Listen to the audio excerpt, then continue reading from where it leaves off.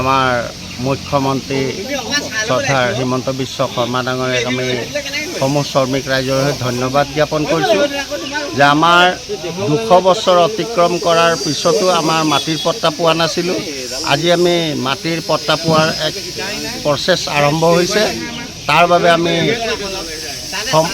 গোটেই অসম চৰকাৰক মুখ্যমন্ত্ৰীৰ লগতে সমূহ মন্ত্ৰী বিষয়াবৰ্গ সকলোকে আমি ধন্যবাদ জ্ঞাপন কৰিছোঁ।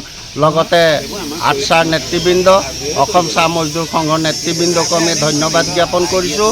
তেখেতসকলৰ প্ৰচেষ্টাত আজি আমাৰ মুখ্যমন্ত্ৰী ডাঙৰীয়াই যথেষ্ট এখন আমাক গোলামীৰ যিটো ব্যৱস্থা আছিল তাৰ পৰা আমাৰ মুক্ত কৰাৰ কাৰণে যি ব্যৱস্থা গ্ৰহণ কৰিছে তাৰ বাবে আমি অশেষ ধন্যবাদ জ্ঞাপন কৰিছোঁ। ধন্যবাদ অসম চৰকাৰক প্ৰথমতে মই ধন্যবাদ জ্ঞাপন কৰিছোঁ। আজিৰ দিনটোৰ কাৰণে আজি হয়তো 200 বছৰ আমি সংগ্ৰাম কৰিবলগীয়া হ'ল আৰু আজিৰ দিনটো হৈছে আমাৰ কাৰণে বৰ শুভ দিন।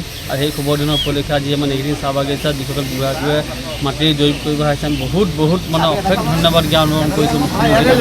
আৰু তাৰ কাৰণে আমি নেঘেৰিং চাহ বাগিচা বহুত অশেষ ধন্যবাদ জ্ঞাপন কৰিছোঁ যে আজিৰ দিনটো আমাৰ কাৰণে ক'ব গ'লে বহুত শুভ দিন। আৰু সেই শুভ দিনতে যদি কামখিনি আৰম্ভ হৈছে যেতিয়া আমাৰ ইয়াত 1200 শ্ৰমিক 1200 শ্ৰমিক আছে চঘৰ প্লাছ আপোনাৰ যিখিনি ননৰকা বুলি কৈছে সকলোকে পাব।